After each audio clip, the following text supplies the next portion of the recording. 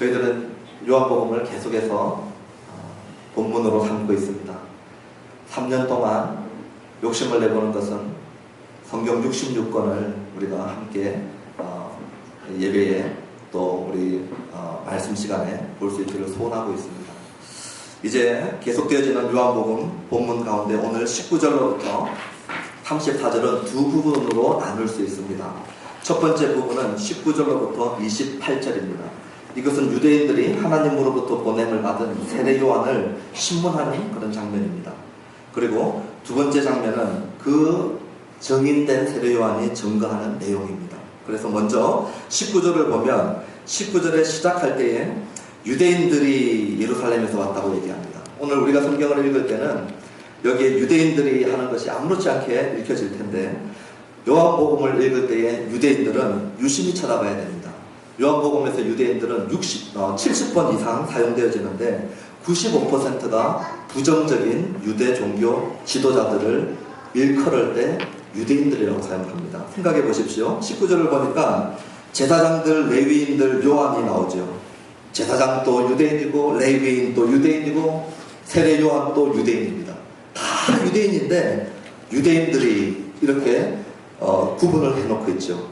요한복음을 계속 읽어나가다 보면 예수님을 일컬을 때 유대인이라고 하든지 아니면 정말 종족을 일컬을 때 유대인이라고 하는 중립적인 의미의 유대인도 조금씩 사용되어지고 있지만 요한복음에서만큼 유대인은 어둠의 세력들, 빛과 어둠의 싸움에서 이 어둠이 독차지하고 있는 이 세상 세력들을 대표하는 인물들로 요한복음은 저희들에게 계속해서 유대인들을 일컫고 있습니다. 그러니까 19절에 나오는 이 유대인들 읽으실 때에 그냥 나온 말이 아니고 요한복음 전체에서는 이 유대인들은 어둠의 세력의 대명사, 빛에 대적하는 세력들, 사단의 종로로 타는 세력들, 종교 지도자들이라고 보시면은 95% 이상은 그런 형태로 이 유대인들이 쓰여지고 있습니다. 그런데 이 유대인들이 세례 요한에게 와가지고 지금 취조 형태의 말을 하는 이유가 있습니다. 두 가지 이유인데 첫 번째 이유는 뭐냐 하면 우리가 눈치챌 수 있는 것처럼 세례 요한에게 당신이 그리스도냐 엘리야냐 그 선지자냐라고 묻습니다. 이 말은 뭐냐면 그때 당시에 1세기 당시에 지금 유다 백성들은 수백 년 동안 종노릇했던 민족이지요. 약 587년 전에 바벨론이라고 하는 강대국에 의해서 식민지가 되어버렸습니다. 그래서 바벨론으로서 풀려났을 때에 그나마 숨통을 조금 틔우고 있는데 바로 페르시아에 의해서 또 식민지 생활을 하게 되고 페르시아에 의해서 풀려나서 조금 해방감을 누리는 듯 하는데 헬라 제국에 의해서 또 묶임을 당하고 거기서 풀려나는 줄 알았더니 예수님 당시에는 로마가 식민지로 삼아버린 그런 종로로 탄지 너무 오래되어 있었던 것이죠. 그러니까 온 백성들이 딱 하나의 소망이 있는 것입니다. 구약에 약속했었던 우리 민족을 구원할 그리스도, 메시아, 기름 부음 받은 자가 와서 우리를 해방하고 이스라엘의 참 왕이 와서 저 바벨론, 페르시아, 헬라, 로마 제국들을 깨뜨려버리고 우리를 자유케 할 그 그리스도가 올 때가 이제는 분명히 되었을 것이다 라고 하는 기대가 최고조에 올랐어요. 저는 개인적으로 아주 불쌍한 프로야구팀 한 팀을 응원합니다. 이 팀은 프로야구 우승을 못해본 지 20년이 넘은 팀입니다. 제가 어딘지는 얘기하지 않겠는데 남쪽 항구, 우리나라의 항구 도시를 연고지로 삼는 팀입니다. 제 의견을 보면 어딘지 추측이 가능하시겠죠. 이 동네 사람들은 이 야구에 열광해가지고 꼴찌를 밥 먹듯이 하는 이 팀을 아직도 잊지 못하고 그 정을 끊지 못하고 지금도 그 팀을 응원하는데 매해마다 메이저리그에서 감독도 데리고 와서 한번 올해는 우승을 한번 해봤습니다. 또 안 되면 갈아치우고 하여튼 이 사람이면 우리를 구원할 감독일까요? 저 사람이면 우리를 구원할 감독일까요? 한 20년 되니까요. 아주 그냥 그게 다다랐습니다. 올해 우승 못하면 또 바뀔 텐데 한 20년만 기다려도 최고조에 다다랐는데 수백 년 동안 메시아를 올해는 오겠지, 내년에는 오겠지, 10년, 20년, 100년, 200년, 400년, 500년이 지나도 오지 않은 그 메시아를 기다리는 최고조점에 한 사람이 광야에서 예배를 전하는데 사람들이 몰려오는 것입니다. 사람들이 막 몰려오는데 보니까 이 종교 지도자들이 위협감을 느끼는 것입니다. 왜냐하면 그 당시에 대제사장은 로마의 황제의 승인을 얻어서 로마의 이 정권에 힘을 입어서 세워졌거든요. 유대인들이었지만 정권과 결탁하고 정치 권력과 완전히 연결되어져 있어서 대제사장이 세워졌습니다. 그러니까 대제사장들은 사실은 타락한 정치 세력과 함께 연결되어 있었던 시대죠. 그런 그들에게 성경적 메시아는 반갑지 않은 것입니다. 자기의 생계를 위협하고 자기의 정치, 안정적인 정치적인 보장받는 모든 것들의 위협 대상이 되는 것이죠. 그러니까 대제사장하고 레위인들하고 종교 지도자들은 보내보는 것이에요. 니는 도대체 누구냐? 네가 정말 구약에서 약속한 그 메시아냐? 정말 메시아를 기다리면서 물어보는 것이 아니고 신문과 취조 형태로 보낸 것입니다. 위협감을 느낀 것이죠. 또 하나 이 종교 지도자들이 세례 요한이 못마땅했던 것은 오늘 우리 본문에 나와 있듯이 세례 요한이 세례를 베풀었기 때문입니다. 왜냐하면 유대인들에게 있어서 이 세례 의식은 자기들은 아주 완벽하고 정결하기 때문에 자기들에게 있어서는 세례가 필요하지 않았던 것이었어요.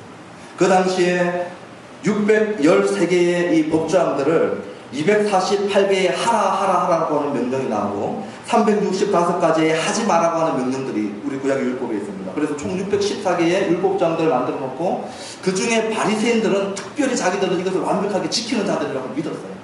그리고 실제로 바울 서신에 보면은 바울은 자기는 율법의 완벽한 자라고 얘기하는 것은 하라와 하지 마라의 248가지와 365가지 총 613가지를 외형적인 것이긴 해도 다 지켰다는 것이죠. 그러니까 그 당시에 그런 바리새인들의 이 풍토들이 있었기 때문에 바리새인인 우리, 특별히 선민인 유대인들이, 이방인들이 개종해서 제시성을 받고 정결의식을 거치는 이 세례를 받는 것은 되지만 지금 세례 요한 앞에 몰려와 있는 사람들은 누구냐면 전부 유대인들이에요. 자기 유대인들이 이 유대인 선지자 노릇을 하고 있는 이 사람에게 달려와서 세례를 받고 있으니까 종교 지도자들은 불만스러운 것입니다. 당신은 유대인이요, 정결한 자요, 깨끗한 자인데 당신에게 있어서, 너희들에게 있어서 뭐가 부족해서 마치 이방제인인 것처럼 세례를 받는다는 것이죠. 그러므로 세례의 이유와 정치적인 이 세력, 이 안전으로부터 위협을 느꼈던 이 종교 지도자들이 지금 세례 요한에게 보냈던 것입니다. 그런데 그들의 질문에 세례 요한은 아주 충성된 증인의 모습을 세 가지로 보여주고 있습니다. 첫 번째 보면 20절과 21절에 보면 세례 요한은 자기 자신은 아니다라고 딱 잘라서 바로 얘기해버립니다. 사람들이 묻기를 그리스도냐 엘리야냐 그 선지자냐라고 물어요. 여기서 나오는 그리스도는 우리가 다 알고 있습니다. 엘리야는 말라기에 보면은 마지막 때 예수님께서 오시기 전에 보낼 선지자라고 생각을 했었어요. 죽지 않고 승천되었던 불병거를 타고 승천했던 엘리야이기 때문에 다시 와서 놀라운 그 선지자적인 권능을 그리스도 앞에서 보여줄 자라고 생각을 했던 것이죠. 그리고 나오는 그 선지자는 신명기 18장에 나오는 선지자인데 모세와 같이 또 한 선지자가 이후에 올 것이라고 했던 그 선지자입니다. 이 말은 뭐냐면 이스라엘 백성을 애굽에서 건져냈던 선지자가 모세인데 모세와 같이 다시 한번 이 식민지 생활을 하고 있던 이스라엘 백성들을 건져낼 그 선지자를 기다리고 있었어요. 구약에서는. 지금 사람들이 물어보는 게 그 급입니다. 누가 와서 당신이 오바마입니까? 당신이 박근혜 씨입니까? 당신이 이명박 씨, 아베 총리입니까? 이렇게 물어보면 급이 나오죠. 그런데 와가지고 옆집 아저씨하고 비슷하게 생겼는데 뒷집 복덕방 아저씨하고 급이 다르죠. 지금 세례 요한이 이 정도의 인지도를 받고 있는 것입니다. 그러면 자기 자신이 조금 편해 보려고 하고 자기 자신이 그 여론과 인기와 군중들의 따름들을 누려보려고 하면 조금 말을 바꿔 살 수도 있는 것이죠. 그러나 세례 요한은 단호합니다. 충성된 정인의 핵심이 뭐냐면 자기가 아닌 것을 아닌 줄 아는 것입니다. 자기는 그리스도도 아니요, 엘리야도 아니요, 그 선지자도 아니라고 얘기하는 것이죠. 오늘 우리가 아닌데 인 것처럼 하고 살아가는 시대입니다. 어떻게 해서든지 여론과 인기와 군중들을 모으는 것에 모든 것을 다 동원하는 것이죠. 그럼에도 불구하고 세례 요한은 조금도 흔들리지 않고 자기는 아니라 아니라 아니라 자기의 주소를 정확하게 알고 자기의 한계와 바운더리와 경계를 정확하게 알고 있습니다. 그런 충성된 정인의 두 번째 모습은 23절에 자기를 아니고 아니고 아니고로 표현하면서 이제는 이다라고 표현하는데, 그 이다는 뭐냐면 자기는 광야에서 외치는 자의 소리에 지나지 않는다라고 얘기하고 있어요. 소리는 형태가 없습니다. 소리는 전해지고 사라집니다. 소리에 가장 중요한 기능이 있다고 한다면 그 소리는 무엇을 전하고 있느냐 하는 메시지이죠. 그래서 세례요한은 다시 얘기합니다. 나는 들려지고 선포되어지고 증거하고 사라지는 소리입니다. 나를 주목하지 마십시오. 나에게 포커스를 맞추지 마십시오. 나에게 초점을 맞추지 마십시오. 나는 사라지는 소리입니다. 가장 중요한 것은 나를 통해서 들려지는 메시지라는 것입니다. 그래서 나는 로고스가 아닙니다. 나는 말씀이 아닙니다. 말씀 되시는 분은 따로 있습니다. 나는 소리입니다. 영국에 있으면 여왕이 웨스트민스터 사원에 기조 연설을 할 때나 중요한 행사할 때 연설을 하는 장면을 텔레비전으로 중계를 많이 합니다. 총리가 수상이 바뀌든지 아니면 크리스마스가 되든지 아니면 여왕의 즉위에 올라서 50년, 60년 이런 행사들을 벌일 때 여왕이 등장하는 장면을 BBC나 모든 텔레비전은 중계를 해줍니다. 그때 유심히 보면 여왕이 등장하기 전에 모든 국회의원들과 수상과 이 중요한 공직자들은 다 이미 착석해 있습니다. 그리고 모든 행렬이 준비되어 있다가 여왕이 이제 국내로 입건하든지 아니면 국회로 웨스트민스터로 입건하면은 이 레드 카페트가 쫙 깔려있죠. 빨간 카페트가 깔려있어요. 그리고 궁중 예복을 입고 있는 사람들이 문지기가 그 앞에서 지키고 있어요. 그리고 다 준비되어 있는 세팅에서 이 여왕이 들어오면 그 앞에서 이 문지기가 큰 소리로 외칩니다. 퀸 엘리자베스가 도착하셨다고 크게 외쳐요. 마이크는 없는데 쩌렁쩌렁하게 울리자는 게 들립니다. 단 한 번도 그 문지기가 누군지 관심 아는 사람이 없어요. 저는 이름도 모릅니다. 모든 문지기의 소리가 쩌렁쩌렁하게 울려 퍼지고 여왕이 온 곳을 도착하지만 가장 중요한 핵심 포커스는 문지기도 아니고 그의 목 상태도 아니고 목소리가 좋은 것도 아니고 그가 말한 소개한 여왕이 핵심이죠. 문지기는 이름도 기억 안 되고 사라집니다. 세례 요한이 자기 자신을 광야에서 외치는 자의 소리라고 얘기했어요.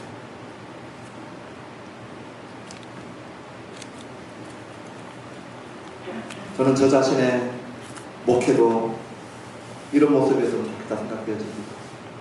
이 강단에서 하나님께서 호흡 주시고 기회 주실 때 이 메시지를 전하다가 부대에 10년, 20년, 30년, 40년 우리 지구 이래비가 이 교회에 집사가 되고 장로가 되어졌을 때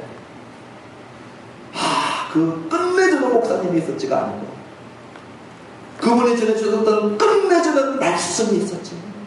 그분이 드렸던 끝내주는 하나님, 예수님, 성령님 66권의 말씀 이 기억되어지기를 정말 원합니다. 저뿐만 아니라 우리 교회 앞으로 누가 세워지든지 여러 직분들로 세워질 때 저는 이 소리의 기능을 감당하는 소리로 있다가 메시지와 이 메시지의 핵심 되시는 예수님을 잘 높이고 사라지는 우리가 되어졌으면 좋겠어요.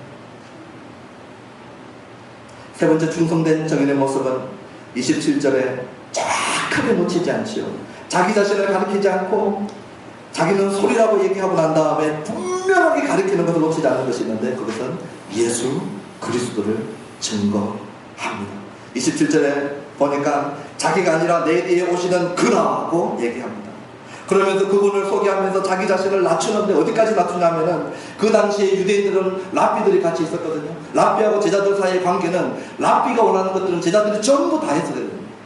그러니까 제자들이 혼동이 온 거예요. 아니 도대체 우리는 이 종들하고 도대체 뭐가 다른가? 우리가 랍비를 모시고 제자로서 열심히 배우고 있는데, 그러면 랍비가 하라고 하는, 선생님이 하라고 하는 건 전부 다 하니까 우리하고 저하고 차이가 뭔가 회의가 들었던 것이에요. 그래서 다 모여서 이 경계선을 꺼달라고 그랬거든요.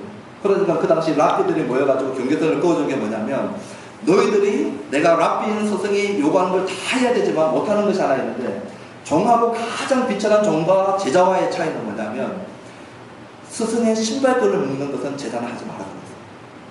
그래서 그 당시에 사람들은 다 이해하고 있었던 내용들입니다. 스승의 신발끈을 묶는 것은 비천하고 가장 낮은 노예들만 하는 것이고, 아무리 스승의 권위에 승복하는 제자라 할지라도 이것만까지 하지 않았어요. 그걸 너무 잘 알고 있는 세례요한이 자기가 아니요 아니요 아니요 나는 소리입니다, 그 말씀과 핵심이신 그분을 딱 가리키면서 뭐라고 얘기하냐면, 그분의 신발끈을 풀기도 나는 감당치 못할 존재입니다.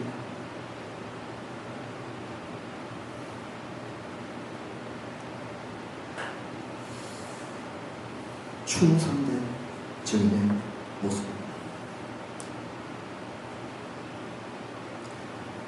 오늘 본문의 후반부 29절부터 34절은 이 충성된 증인이 증거하는 내용이죠. 그 내용의 가장 핵심이 29절에 나오는 그 예수님을 뭐라고 소개하냐면 하나님의 어린 양이라고 소개합니다. 하나님의 어린 양은 창세기부터 등장을 해서 요한계시록까지 전개되는 잘 알려져 있는 대상입니다. 창세기 3장에 보면 아담과 하와가 타락하고 난 다음에 에덴 동산에서 쫓겨났을 때에 우리 하나님께서 아담과 하와를 위해서 가죽옷을 지어 입힙니다. 그것이 양의 옷이라고 되어 있지 않지만 가죽옷을 지어 입히죠. 가죽옷을 지어 입힌 것은 분명히 그 동물이 죽었기 때문에, 그 동물이 피를 흘리고 그 동물의 가죽으로 옷을 입혔다는 것은 아담과 하와는 보호받고 살았지만 아담과 하와의 보호를 위해서 누군가의 한 동물이 죽었다는 것을 우리가 쉽게 예측할 수 있죠. 창세기 22장에 가면은 아브라함이 자기 아들 이삭을 모리아 산상에서 하나님께서 제물로 바치라고 해서 바칩니다. 하나님 앞에 순종하면서 아들을 바치는 이 아브라함, 칼을 들어서 아들을 잡으려고 할 때에 그때 하나님께서 아브라함을 멈추게 하고 눈을 들어서 보게 하는데 보니까 숯불에 얽혀있는 순양을 보게 합니다. 바쳐야 될 이 이삭 대신에, 이삭의 죽음 대신에, 이삭의 제물 대신에 하나님께서는 순양을 예비해놓고 이 양이 이삭을 대신해서 죽는 그 제단에서 이삭 대신에 순양이 잡히는 모습을 창세기 22장에 저희들에게 보여주고 있습니다. 레위기에 오면은 구약에 5대 제사가 있습니다. 번제, 소제, 화복제, 속제제, 속건제 5개가 있어요. 이 5개의 5대 제사 중에 이 소제를 뺀, 곡식을 불태워서 드리는 소제를 뺀 나머지 모든 제사에는 동물의 죽음이 있고 그 동물 죽음에는 반드시 양이 다 들어있습니다. 번제, 화목제, 속제제, 속건제에는 핏부림이 있고 핏부림 위에는 핏부림 뒤에는 동물들의 죽음이 있는데 그 동물들 죽음에는 양의 죽음이 다 포함됩니다. 우리가 출애굽기를 잘 알죠. 10가지 재앙으로도 끄떡하지 않던 바로가 마지막 재앙인 장자의 죽음 앞에 이스라엘 백성들 나가게 할 수밖에 없었어요. 그 마지막 10가지 재앙을 내렸을 때 하나님께서 약속하시죠. 흠없고 점없는 어린 양을 잡아서 모든 사방을 다 둘러서 그 피를 칠하게 합니다. 인방과 문설주에 다 칠하게 하죠. 그 피를 칠한 그 집을 볼 때에 죽음의 천사들이 넘어가죠. 죽어야 될 그들 대신에 양이 죽는 것이죠. 구약의 모든 제사에 범죄한 이스라엘 백성들이, 범죄한 하나님 백성들이 죽어야 될 그 대신에 양이 죽었죠. 이삭 대신에 양이 죽은 것입니다. 아담과 하와 대신에 한 동물이 죽은 것이에요. 대신 죽은 양의 모습은 계속해서 나오는데 오늘 세례 요한이 예수님을 일컬어서 뭐라고 하냐면 하나님의 어린 양이라고 얘기한 것입니다.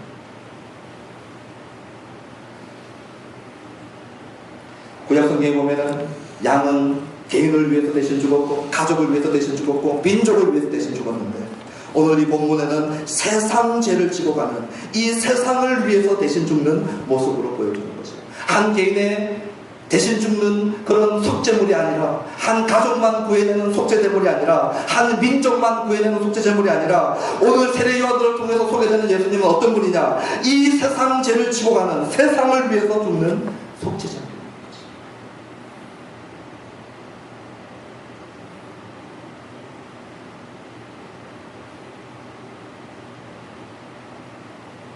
죄짐에 무거운, 죄짐에 깔려서 허덕이는, 죄짐에 목이 졸려서 헐떡이는 인생들을 긍휼히 여기시고, 우리 주님이 그 죄짐을 자기가 짊어지신 것입니다. 자기가 그 죄짐을 다 짊어지시고 대신 죽는 어린 양으로 오셨다라고 말씀해 주고 계신 것입니다. 세상 죄를 대신 지시고 죽으셨기 때문에 온 세상이 다 구원받습니까? 아닙니다. 독감 백신이 이 예방약으로 모든 독감으로부터 우리를 보호합니다. 맞지요? 그렇지만 그 효과를 보려면 예방접종을 맞은 사람만 그 효과를 봅니다. 독감이 우리로부터 이런 병들, 감기로 이 백신이 이런 병들로부터 우리를 예방해 줍니다. 맞죠? 맞습니다. 예수님이 세상 죄를 짊어지셨습니다. 맞습니다. 그 죄 용서를 받기 위해서는 믿어야 된다고 얘기해요. 영접해야 된다고 얘기합니다. 이 예방접종의 효과를 보기 위해서는 백신을 맞아야 된다고 얘기합니다. 오늘 그 어린 양의 모습으로 세례 요한은 저희들에게 증거해 주고 있죠. 그런데 우리가 주목해야 될 말씀이 있습니다. 그것은 31절과 33절에 보면 세례 요한이 그런 예수님을 자기도 알지 못했다고 얘기합니다. 31절에 나도 그를 알지 못하였다. 33절에 나도 그를 알지 못했다고 얘기해요. 나도 그가 누군지 알지 못했는데 알게 되었던 계기가 있는데, 그 계기가 뭐냐면 나를 보내신 분이 자기에게 말씀하셨다라고 얘기합니다. 33절에 보면은 나도 그를 알지 못했는데 나를 보내서 물로 세례를 베풀라고 하신 그이가 나에게 말씀하시되, 하나님의 말씀을 들을 때에 그분이 누군지 알게 된다는 것입니다. 하나님의 말씀을 우리가 계속 읽지요. 사랑하는 교회가 제가 오면서부터 전매말 운동, 그리고 우리 맥체인 성경 읽기 운동, 그리고 막 복잡할 수도 있습니다. 제가 생각해볼 때 충분히 여러분들이 복잡하는 것이 자연스러운 현상이라고 생각돼요. 왜냐하면 우리가 받은 수첩에 보면은 수첩의 성경 읽기표하고 맥체인하고 또 다르거든요. 그런데 또 전매말 하면서 청년들한테는 제가 큐티 나눠줬거든요. 큐티 해야 될지, 맥체인 해야 될지, 필사 해야 될지, 수첩 따라가야 될지, 아니면 내가 평소 혼자 하고 있는 거 해야 될지 막 헷갈려서 혼동의 시절을 걸어가고 있는 분들 있을 수 있을지 모르겠어요. 그런데 제가 이렇게 보니까 그래도 필사들 다 하고 거의 대부분 하고 계신 것 같아요. 제가 안 물어본 사람들 빼놓고 제가 물어본 사람들은 거의 지금 필사들 다 하고 계시고, 이 맥체인 이 네 줄기가 연결되어 있지 않아서 하나 읽고 그 다음 장 구약 읽다가 막 느헤미야 갔다가 에스라 갔다가 이러가니까 헷갈리는 분들이 있는 것 같은데, 이 한 줄기로도 읽어도 됩니다. 예, 중요한 건 매일 성경을 읽는데 제일 마지막에 우리 이 한 해가 끝났을 때 그 맥체인표를 하나님 앞에 올려드릴 수 있었을 때, 그때 하나님 앞에 매일 읽고 하나님의 말씀으로 내가 붙잡고 살았습니다, 이걸 원하는 거거든요. 조금 혼돈스러운 것은 제 잘못입니다.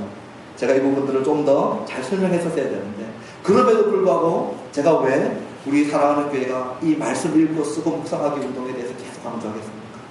동일한 이치. 하나님의 말씀을 들을 때에 세례 요한이라 할지라도 그분이 누군지 몰랐었어요. 그분이 우리 가운데 계셨는데, 그들과 함께 계셨는데 세례 요한도 몰랐습니다. 유대인들도 몰랐고 종교 지도자들도 몰랐고 세례 요한도 몰랐어요. 그러나 하나님께서 말씀하심으로 말미암아 그 말씀으로 그분이 누군지 알게 됐기 때문입니다. 오늘 우리가 교회 다니면서 5년, 10년, 20년 신앙생활 하지만 그분이 누군지 모릅니다. 계속 교회 나와서 들었는데 하나님의 말씀을 모르기 때문에 말씀이 가르치는 부분을 몰라요. 저는 이번 주 중에 그런 마음을 가지고 지난주죠, 기도하고 있으면서 하나님, 성경은 눈으로 읽는 것이 아니고 성경은 그냥 읽는 것이 아니라 성경은 눈물로 읽는 책인데 하나님께서 우리에게 하시는 그 사랑에 딱 부딪히면 눈물이 터지거든요. 예수님께서 나를 향해서 한 일들에 딱 부딪히면 눈물이 터집니다. 선지자들과 사도들이 어떻게 이 말씀을 지키고 전하다가 당한 일들을 생각할 때 눈물이 터져요. 그래서 이 어머니께서 눈물로 읽어주시던 책이라고 우리가 찬송도 하고, 그리고 제가 기도하면서 하나님, 우리 성도님들이 이 말씀을 읽다가 대성통곡하는 날이 오게 해주십시오. 이 딱딱하고 읽으면 바로 수면제를 하는 이 책이 이제 어느부턴가 읽기 시작하다가 눈물샘이 터지고 손수건을 훔쳐야 되고 티슈 없이는 읽지 못하는 책으로 되기를 원합니다. 그러고 있는데 한 성도님이 전화가 왔어요. 이 문자가 왔어요. 맥체인 읽으라고 하는데 따라 읽다가 이분은 1년 읽는 건 줄 모르고 한 달 만에 끝내야 되는 줄 알고 마태복음 다 읽어줬어요. 근데 엘리엘의 라마 사박단이 딱 부딪힌 거예요. 목사님, 너무너무 눈물이 나고 괴로워서 더 이상 못 느꼈습니다. 엘리엘의 라마 사박단이 나의 하나님 어찌하여 나를 버리셨나이까, 이 부분을 읽는데 내가 해드릴 수 있는 게 하나도 없네요. 저는 지금 울고 있습니다.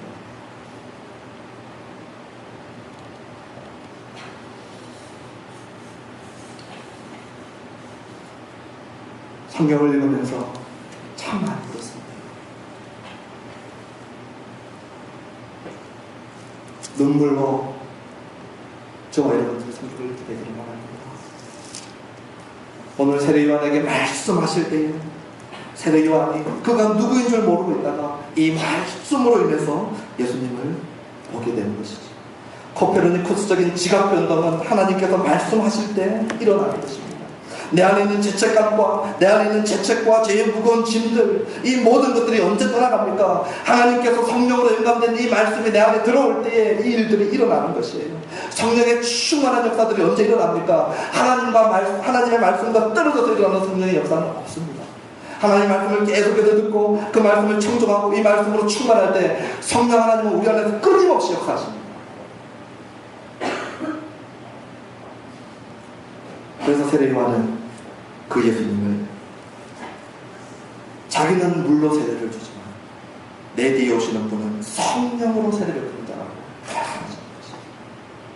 한 종교의식으로 자기는 끝나지만 나는 우리의 허물을 씻기는 물로 씻기는 것을 상징적으로밖에 하지 못하지만 내 뒤에 오시는 예수님은 어린 양이 되시기 때문에 친히 우리를 대신해서 죽으시고 그분의 피공로로 말미암아 어떠한 죄악도 깨끗하게 다 씻기셔서 우리 대신 형벌을 주시고 우리에게는 참 자유를 주시는 그분의 죽음으로 말미암아 그분께서 성령으로 이 어린 양을 믿는 자들에게 부어주시는 것입니다.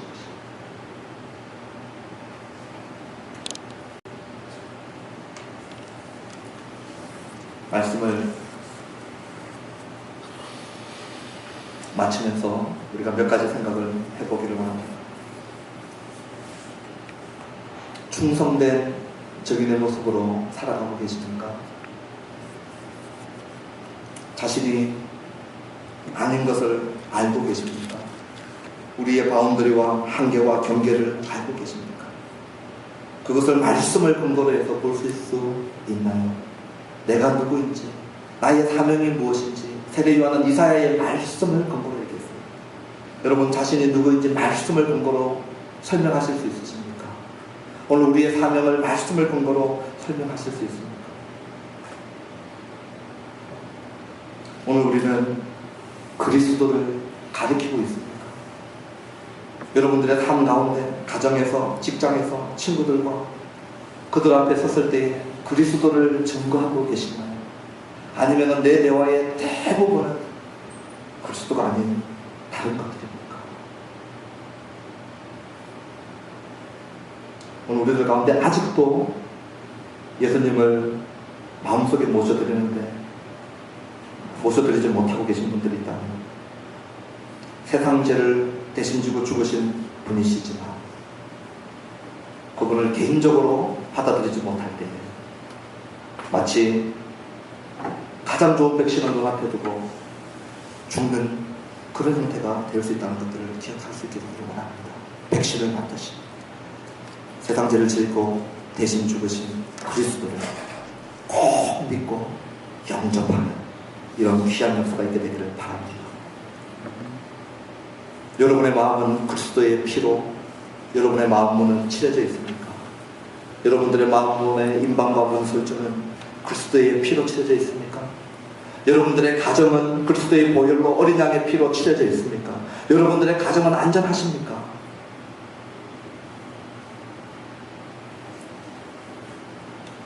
오늘 이미 예수님을 믿고 이미 신앙생활하고 교회 다니는 지 꽤 되시는 우리 성도님들에게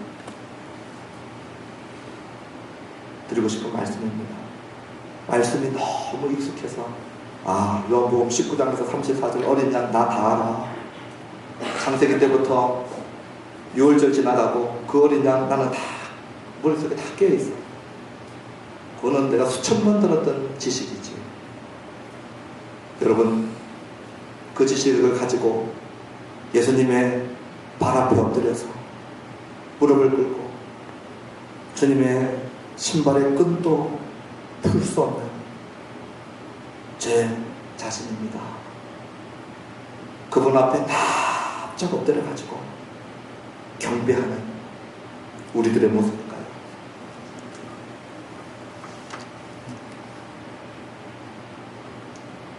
마지막으로 소리처럼 살다가자고 한 부분들과 관련되어서 한 말씀만 더 드리고 마치기를 원합니다. 제가 영국에서 7년 동안 이 디사이드 크리스천 펠로십 철치라고 하는 곳에서 국제선교를 사역하면서 예배드리고 섬겼는데 재밌는 일이 있어요. 그 교회는 큽니다. 아버딘에서 제일 큰 교회 중에 하나입니다. 완전히 이 중상류층들이 사는 주택지대에 그냥 지하도 없고 지상도 없고 1층에 차가 한 그냥 100대 주차할 수 있는 큰 주차장을 가지고 있고 성도들이 400명 한 번에 예배 드릴 수 있고 그리고 카페도 있고 뭐 유아실 그 다음에 교육자실 방들이 뭐 한 5개 있고 꽤 큰 건물이죠. 그러니까 상상해 볼 수 있겠죠. 중산층에 거하는 주거지역에 그 정도의 주차장 규모와 그 정도의 건물 규모가 있는 땅이라면 우리 여기 한국 우리 토지 땅값 계산으로 해도 대충 나옵니다. 몇십억 금방 넘어갑니다. 아마 100억 단위로 넘어갈 수도 있을 것입니다. 그 영국 쪽 땅값으로 계산하면. 근데 제가 그 땅을 그 교회가 34년 전에 시작할 때 우리처럼 학교에서 모여서 시작을 했습니다. 학교에서 모여서 시작을 해가지고 한 가정이 모여서 시작하고 또 우리처럼 한두 가정이 모여서 이렇게 시작하고 있다가 조금씩 더 늘어나가지고 갈 데가 없게 된 것이에요. 우리하고 좀 비슷하긴 한데 상세한 내용은 다르지만 거기는 불교신자 주인이 없어서 그렇게 나가지는 않는데 그렇게 모이다가 나갔는데 그 얘기를 듣고 한 사람이 교회에다가 땅을 기증했습니다. 그 넓은 주차장과 그 큰 땅을 한 사람이 기증을 했어요. 그리고 시간이 많이 지났죠. 한 20년 가까이 지금 지났죠. 처음에 시작했을 때 학교에서 모여서 뭐 7년, 8년 지났으니까 제가 거기서 모르는 사람이 없었습니다. 디사이드에서 목사님으로부터 시작해가지고 거기 있는 중직들, 뭐 사역자들, 구역장들 거의 모르는 사람이 없이 다 지냈는데요. 제가 돌아오기 전에 이 땅을 주신 분의 얼굴을 처음 한번 봤습니다. 그 사람의 이름도 모릅니다. 그 사람의 이름도 몰라요. 이름도 모르고 그분은 20년 동안 교회를 다녔는데 그 땅을 자기가 다 바쳤는데 제가 거기서 아주 깊숙이 그 교회하고 연결돼서 사역을 했는데 이름도 모르고 돌아갔어요. 제가 마지막으로 올 때 그때 힐다 할머니 살아 계셨을 때 저분이 땅 기증하신 분이요. 그랬어요. 그래서 저분이군요 하는데 사라져가지고 결국 뭐 말 한마디 못해보고 왔습니다. 제 아내는 아마 얼굴도 모르고 이름도 모르죠. 저는 광야에서 외치는 자의 소리의 삶에 정말 멋진 한 모습을 봤다고 생각합니다.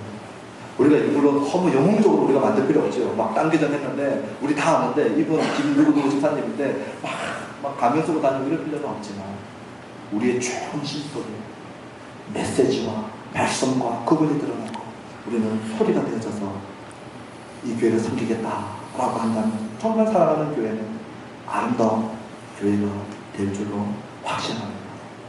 십자가 대담에서 하나님의 어린 양 되시는 하나님의 아들이신 예수 그리스도께서 자기의 몸으로 피로 제사를 올려드렸습니다.